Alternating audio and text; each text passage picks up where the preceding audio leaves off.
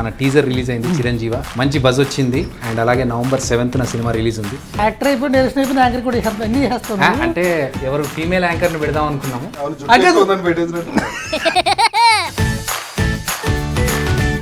ఉయ్యాల జంపాల తర్వాత మళ్ళీ మీరు ఇద్దరు కలిసి కాంబినేషన్ లో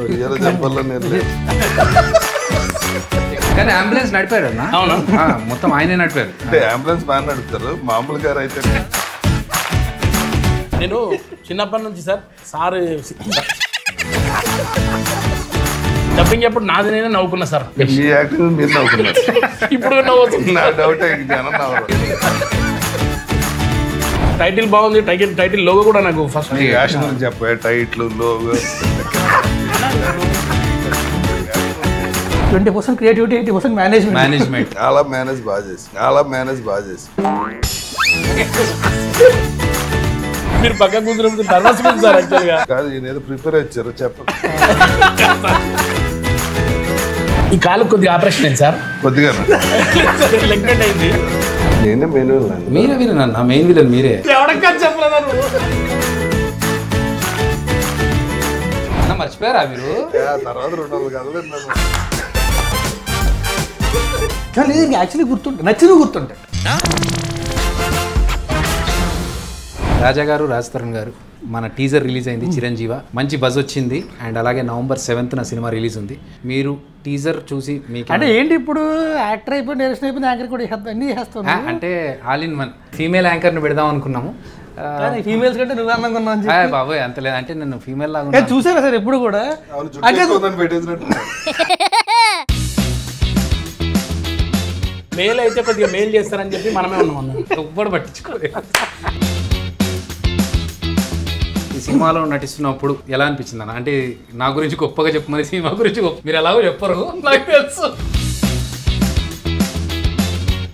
మీ ఐడియా బాగుండింది డిఫరెంట్ గా ఉంది కథ చెప్పినప్పుడు అనిపించింది ఇంతవరకు ఆ కాన్సెప్ట్ లో రాలేదు కదా తను లైఫ్ ఇంకా ఎంతకాలం ఉందన్నదే హీరో కనిపించడం అనేది కొత్త కాన్సెప్ట్ సినిమా కూడా బాగా డీల్ చేశారు అన్న దగ్గర ఈ సినిమా డీల్ చేశాను అంటే రీజన్ ఏంటంటే 24 గ్రాఫ్ట్స్ తో పాటు 25th గ్రాఫ్ట్ కూడా డీల్ చేశారు వద్దు ఆయన అడగొద్దు అన్నారు మళ్ళీ నాకు గెలక్క అంటే ఏంటి సార్ వద్దు రాజు గారు ఎందుకండి ఆయనకి అర్థమైంది సార్ నేను ఎన్నో ఏళ్ళ నుంచి సినిమా ఇండస్ట్రీలో ఉన్నాను నాకు పెద్దగా గొప్పగా ఎప్పుడే పేరు రాలేదు తిరుగుతున్నా అన్ని సినిమాలు జబర్దస్త్ వల్ల గడ్డం నవీన్ బయటపడ్డాడు అక్కడ అదిరేపన్న బయటికి తీసుకొచ్చాడు గడ్డం నవీన్ అని ఇప్పుడు మళ్ళీ సినిమా అంతే నేను మిమ్మల్ని తీసుకురావడం తప్ప మీరు ఎవరు నన్ను తీసుకురావడానికి లేదన్న ఈ సినిమా ప్రమోషన్లో మొత్తం నా భుజస్కంధాలపై మోసుకెళ్తే వెళ్తున్నాను నేను మీరు ఇప్పుడు అక్కడ డైరెక్ట్ ఇచ్చిన సీన్ లో చెబితే బాగానే ఉంటుంది లేకపోతే ఇందాక మెయిల్ చేస్తారు ఆ టైంలో ఉయ్యాల జంపాల తర్వాత మళ్ళీ మీరు ఇద్దరు కలిసి కాంబినేషన్ లో చేయడం చాలా రోజుల తర్వాత ఇయర్స్ రాజా గారితో చేశాను కిరీటి కరెక్ట్ ఇవాళ చెప్పాలో నేను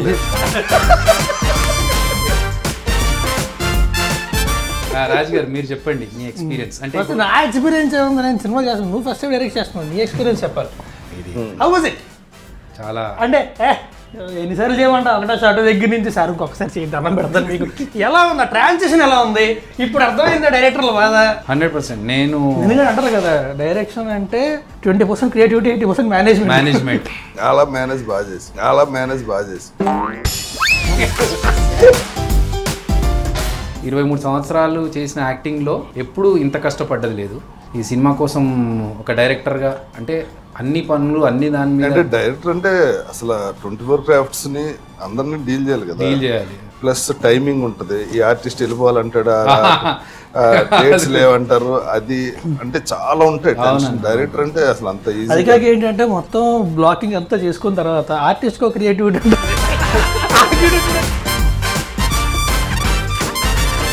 మీరు ఇన్ని రోజులకి ఎందుకు ఆగారు కదా సార్ డైరెక్షన్ కోసం ఆహా ఇప్పుడు వస్తుంది అందులో చేయాలనే మీరు ఆగినట్టు అనిపిస్తుంది నాకు మీకు అనిపించింది ఇది కూడా కట్టే చిరంజీవి గురించి మనం సినిమా మాట్లాడుకున్నాం కానీ చాలా మందికి ఏంటంటే చిరంజీవి అనగానే మెగాస్టార్ చిరంజీవి గారు జై చిరంజీవ అట్లా అనిపిస్తుంది మీరు స్టోరీ విన్నారు ఈ టైటిల్ అనుకున్నప్పుడు ఇది యాప్ట్ అనుకున్నారా, ఇంకేదైనా ఉంటే బాగుంటుంది అనుకున్నారా మీరు? మన కథకి చిరంజీవి చాలా రాజు గారు మీకు? నాకు స్టోరీ విన్నప్పుడు అంటే కాన్సెప్ట్ చాలా కొత్తగా ఉంది, ఫన్ ఉంది, ఇంప్రూవైజ్ అవుతాయి, ప్లస్ ఇంకుంటే కామెడీ కామెడీ అనుకున్న దానికంటే ఇంకా బెటర్గా వస్తుంది. మన షూటింగ్ మనం ఎక్కడ కూడా ఏంటంటే అమ్మాయి వాళ్ళు చాలా కష్టపడి అట్లీస్ట్ ఆర్టిస్టులు ఎవరికి కూడా అలా అనిపించలేదు, హ్యాపీగానే అయిపోయింది షూటింగ్ అంతా. నీ సంగతి నాకు తెలియదు డైరెక్టర్ కాబట్టి. కానీ ఒకటే ఏంటంటే అంబులెన్స్, ట్రాఫిక్ లో అంబులెన్స్ ఇంకా ఫాస్ట్ ట్రాఫిక్ కదలట్లేదు సార్. కానీ అంబులెన్స్ నడిపారు అన్న, మొత్తం ఆయనే నడిపారు. అంటే అంబులెన్స్ బాగా నడుపుతారు, మామూలు గారు అయితే వెనకాల అంబులెన్స్ బాగా అవ్వాలి, వెనకాల అంబులెన్స్ అది అంబులెన్స్ దగ్గర ధైర్యం వచ్చి ఉంటుంది. పర్లేదు ఇక్కడి నుంచి వెళ్ళిపోవచ్చు. కర్మ సిద్ధాంతాన్ని నమ్ముతారా? నమ్ముతాను. ఎవడైనా నమ్ముతారు. కర్మ అనేది ఎలా ఉంటుంది అంటే, ఇప్పుడు ఫర్ ఎగ్జాంపుల్ గిల్లారంటే నేను ఎవడొచ్చి అక్కడి నుంచి గిల్లేస్తాడని కాదు కదా, what goes around comes around. I believe నేను కర్మ అంటే హిందీ సినిమా కర్మ కాదు. ఈయన ఏదో ప్రిపేర్ అయ్యారు చెప్పండి. మీరు పక్క కూర్చున్నప్పుడు నర్వస్ ఉంది సార్. యాక్చువల్గా నేను ఏం మాట్లాడితే ఏమైతే అర్థమవుతలేదు. టైటిల్ బాగుంది, టైటిల్ లోగో కూడా నాకు ఫస్ట్ బజ్ పోస్టర్ తో బాగా వేషం గురించి చెప్పే టైటిల్ లోగో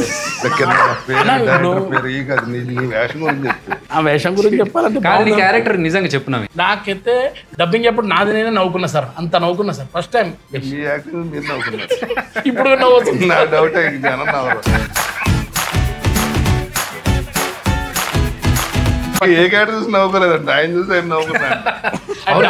లేదండి అంటే ఫార్వర్డ్ చేసేసారు కానీ మిగతా అన్ని ఫార్వర్డ్ ఓన్లీ నాన్నది పెట్టారు. ఆయన షార్ట్స్ మాత్రమే డబ్బింగ్ చెప్పించి లేదన్నా కథ బయట చెప్పేస్తారు. ఒకటి ఈ కాలు కొద్దిగా ఆపరేషన్ అయింది సార్, కొద్దిగా లెగ్మెంట్ అయింది. ఈ కాలు ఒక మెట్టు మీద పెట్టలేను నేను, కరెక్ట్ గా నా షార్ట్ కు మెట్లు ఉన్నాయి సార్ 3. ఈ మెట్లు ఎక్కాలి అంత ఫాస్ట్ ఫార్వర్డ్ లో. ఈ మెట్లు ఎక్కువ డైలాగ్ చెప్పాలి, ఎట్లుంటా సార్ అప్పుడు నా వయసులో. ఆ డైలాగ్ వచ్చింది ఎడిటింగ్ లో లేదా అదే మీ సెన్సార్ ఒప్పుకోలేదు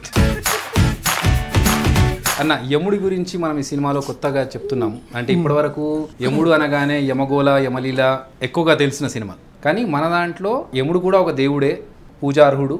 అండ్ ఆయన సూర్య భగవానుడికి పుత్రుడు, శనిదేవుడికి సోదరుడు అనే విషయాన్ని మళ్ళీ ఒకసారి ఆడియన్స్కి చెప్తూ, ఇప్పటివరకు ఎవరికి చెప్పని పాయింట్ ఇంకోటి ఏంటంటే, యమధర్మరాజుకి మన భారతదేశంలో 2 గుళ్ళు ఉన్నాయి. అందులో ఒకటి తమిళనాడులో ఉంటే ఒకటి మన తెలంగాణలో ఉంది. సో ఇప్పటి వరకు ఈ విషయాన్ని ఎవరు ఎక్స్ప్లోర్ చేయలేదు. మనం ఆ పాయింట్ని బయటకు తీసుకొస్తున్నాం అన్న. అంటే దేవుళ్ళ గురించి చెప్పేంత గొప్పలం కాదు, కానీ ఒక జనాలకు తెలియని ఒక కొత్త పాయింట్ని మనం చెప్తూ దాంతో పాటు ఒక స్టోరీని ఎంటర్టైనింగ్గా తీసుకెళ్తున్నాము.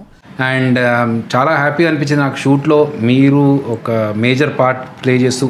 నేను అనుకోలేదన్నా నిజంగా మిమ్మల్ని కాస్ట్ చేసి మీతో విలన్గా చేయించాలని, అంత కుదురుతుంది అంత తొందరగా అని అనుకోలేదు. కానీ థ్యాంక్ యూ మా యాక్సెప్ట్ చేసినందుకన్నా. నిజంగా అన్న మీరు ఆ రోల్ యాక్సెప్ట్ చేసి ఆ క్యారెక్టర్ చేయడం వల్ల నాకు పెరిగింది.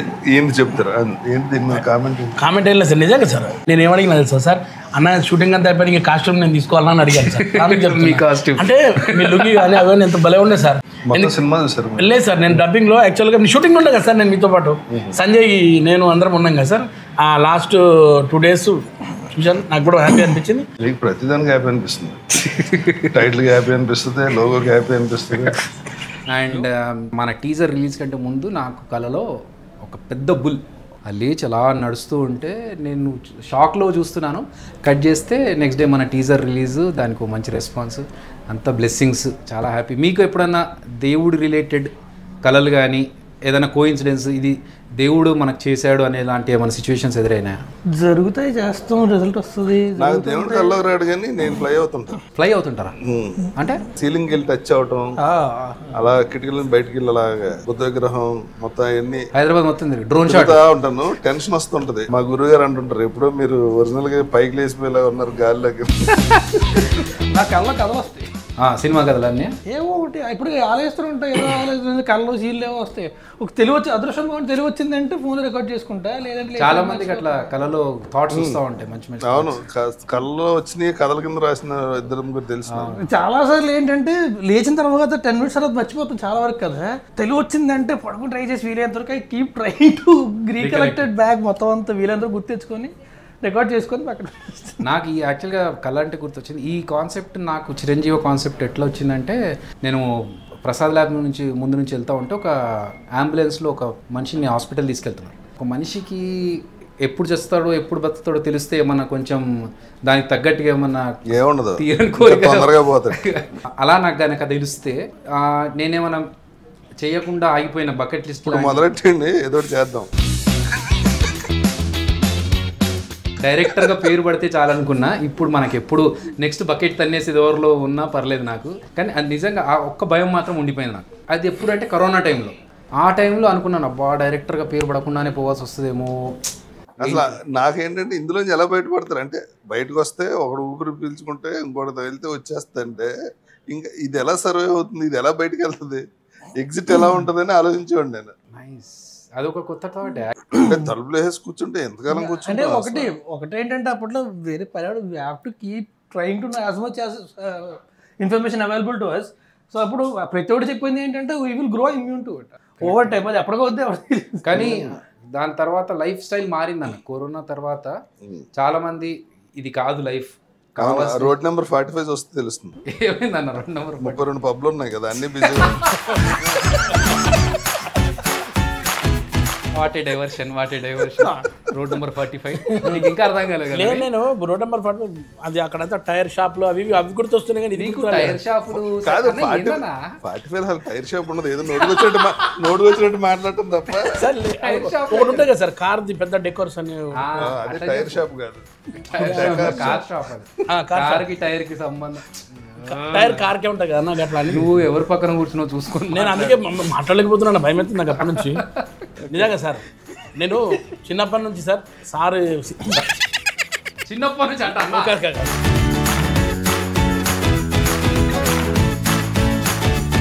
ఇప్పటి నుంచి నేను ఎన్ని మీకు చూస్తున్నా సార్. నేను ఇందాక కూడా మీతో షేర్ చేసుకుని 3 ముక్కలాట సినిమా చేసినప్పుడు కూడా మీరు అప్పుడు ఎంత స్మార్ట్ అని ఇప్పుడు అట్లా ఉన్నారు సార్. అసలు ఇంత కూడా మాత్రం అస్సలు లేవు. నీ చిన్నప్పుడు అన్నప్పుడు దొబ్బింది ఇంకా మొత్తం ఇంటర్వ్యూలో ఇంతసేపు ఖాళీగా ఉన్నాడు ఆయన. లేకపోతే ఏదో అది ఏమంటే సార్ టైర్ షాప్ దగ్గర ఆగినప్పుడే అయిపోయింది, పంచర్ అయిపోయింది అక్కడ. అన్న సినిమాలో కామెడీ జనాలకు ఉందా అన్న? నువ్వు చేసిన అన్నావు, నువ్వే చూసిన అన్నావు. లేదన్న నాది ఉంది. నవ్వొచ్చింది అన్నారు సార్, నాది నాకు నిజంగా నవ్వు వచ్చింది సార్. ఆ రోజు డబ్బింగ్ చెప్పుకోలే బయటకు వచ్చాను సార్ నేను. మాకు రావాలి సార్.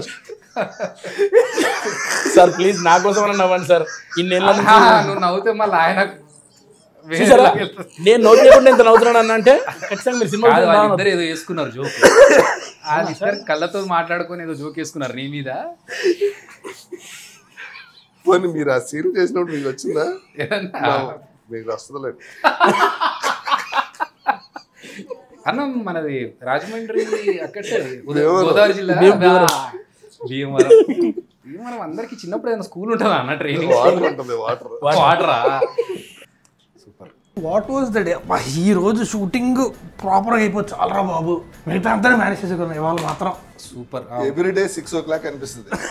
అంటే ఒక నిమిషం 6:30 దాటితే ఖాళీ సీట్ కదా, ప్రొడ్యూసర్ ఎదురుగుండా నుంచి కూర్చొని ఇలా అంటుంటే కానీ ఏదో రకంగా ఇది అయిపోతే బాగుండ్రా బాగుంటుంది. ఆ సిచ్యువేషన్ రాలేదన్న. అంటే 6:30 లోపు అన్ని 6:30 లోపు ఫినిష్ చేసాము.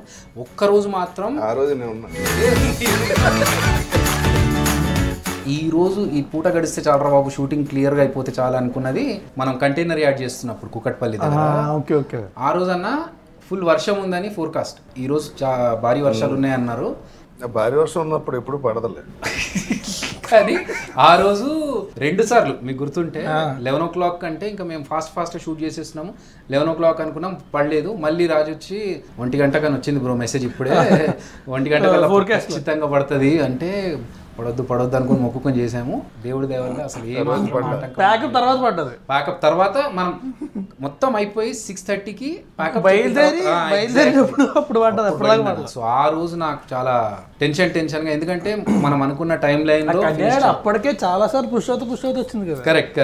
అది ఒకరోజు చేద్దాం అనుకున్నాం, అప్పుడు అవ్వలేదు, కుదరలేదు. అప్పుడు ఆ రోజు చేయడం, సో ఇంకో రోజు చేద్దాంలే అని చెప్పి పుష్ 2-3 సార్లు పుష్ అయిన తర్వాత కథ అంతా రాసు. హీరోకి పైన మీటర్లు కనబడతాయి, పక్క వాళ్ళ ఆయుష్ తెలుస్తుంది, అంతా ఓకే. అక్కడి నుంచి ఫన్ అవని కాన్ఫ్లిక్ట్స్ చాలా ఉంటాయి, చాలా థ్రెడ్లు ఉంటాయి, అన్నీ ఉంటాయి. బట్ మెయిన్ థాట్ నీకు ఎక్కడి నుంచి వచ్చింది? ఇంతకుముందు చెప్పిన దానికి ఎక్స్టెన్షన్. ఇప్పుడు నేను సేమ్ అంబులెన్స్ కాదన్నా, అంబులెన్స్ వెళ్తుంది కదా, వెళ్తున్నప్పుడు ఆ పర్సన్ అరే ఈయన బ్రతుకుతాడో చస్తాడో అది తెలిస్తే బాగుండు అనుకున్నప్పుడు నేను కార్లో రేడియోమీటర్ చూస్తూ ఉన్నా. మనది స్పీడోమీటర్ ఉంటుంది పక్కన పెట్రోల్ది ఎంత ఉంటుంది కదా, ఆ స్పీడోమీటర్ చూసినప్పుడు ఆ నంబర్స్ ఉంటాయి కదా 40, 60, 80 ఇలాగే ఏజ్ కూడా కనిపిస్తే క్లారిటీగా తెలిసిపోతుండే కదా మనకు ఎన్ని ఇయర్స్ అనేది అన్నప్పుడు ఆ థాట్ ఈ థాట్ రెండు మిక్స్ చేసుకొని ఒక మనిషికి చావు అనేది ఈ స్పీడోమీటర్ లాగా తెలిస్తే 40, 60, 80 అలా తెలిస్తే బాగుండు కదా అనే థాట్ నుంచి. నువ్వు ఒక్కడే కూర్చొని రాసావా are you have a set of right? నేను ఫస్ట్ లైన్ డెవలప్ చేసుకున్నాను. ఇలా ఒక మనిషికి ఇలాంటి శక్తులు వస్తాయి, ఆ లైఫ్లో వాడికి అడ్వాంటేజ్ కాదు. మీకు టైము డేట్తో సహా తెలిసింది అనుకోండి, ఏం చేస్తారు మీరు? ఏం చేస్తామన్నా మనకు మీ తీరని కోరికలు ఏమైనా ఉంటే అవి కంప్లీట్ చేసుకోవడానికి ట్రై చేస్తాం. నాకు తెలిస్తే ముందే శ్మశానికి వెళ్ళి చేరేసి కూర్చుంటాను. ఎందుకన్నా ఇలాగ తర్వాత అక్కడికే కదా పోయేది. ఎందుకు మోసుకెళ్తాను? అమ్మో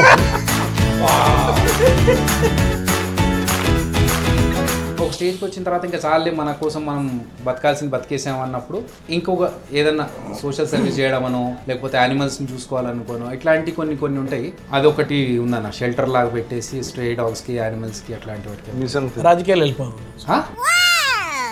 రాజకీయాలు పోయి ఏదైనా మంచి పని చేద్దాం. ఎందుకు మంచి పని చేయాలంటే రాజకీయాలు అసలు అంటే అప్పుడైతే పవర్ కాదు. రాజకీయాలు అంటే ఏంటి? రాజకీయం అంటే సార్ ఫస్ట్ మన వార్డ్ మెంబర్. మీకు అంత టైం లేదుగా. Ward member, MLA, minister, CM అంటే అవన్నీ బజ్జీలు అనుకున్నారండి. కాదు, వార్డు మెంబర్ అంటేనే ఎక్కువ. అసలు ఐడియా కూడా లేదు దీనికి రాజకీయం అంటే. లేదు సార్, ఇప్పుడు పవర్ కావాలంటే అది రాజకీయం లేదు కరెక్ట్గా ఉంటుందని నేను అనుకుంటున్నాను. పవర్ కావాలంటే జనరేటర్ కొనుక్కోండి, మీకు పవర్ ఎందుకు? ఏదో చెప్పకండి సార్, సీరియస్. ఇప్పుడు సీరియస్ చెప్తా సార్, చాలా సీరియస్. ఇప్పుడు మన సినిమాలో హీరోకి మీటర్ కనిపిస్తుంది కదా, నీకు అలా మీటర్ కనిపించే పవర్ వస్తే నువ్వేం చేస్తావు? ఫస్ట్ గడ్డగించుకుంటాను. హీరో గారు ఏం చేస్తున్న పనులు అవే నేను కూడా చేస్తే బాగుంటుందేమో అనిపించింది నాకు కూడా. ఏం చేశాడండి? అయ్యో పైసలు వసూళ్ళు రాత్రి అమ్మ చెప్తే మళ్ళీ మొత్తం స్టోరీ రివీల్ అవుతుంది కదా సార్. అంత మీరు రివీల్ మీకు అసలు కథ తెలియదని అర్థమైంది. లేదు సార్, తెలుసు సార్. ఒక పని ఏం చేశాడు చెప్పండి. వదిలే, నీకు అర్థమైంది అని అర్థమైంది, నీకు వదిలే. సినిమాలో చూస్తే బాగుంటది. లేదు సార్, ఏదన్నా అన్న ఆ సీన్ మేజర్ సీన్ లో ఉంటాడన్నా, కథ తెలీదు.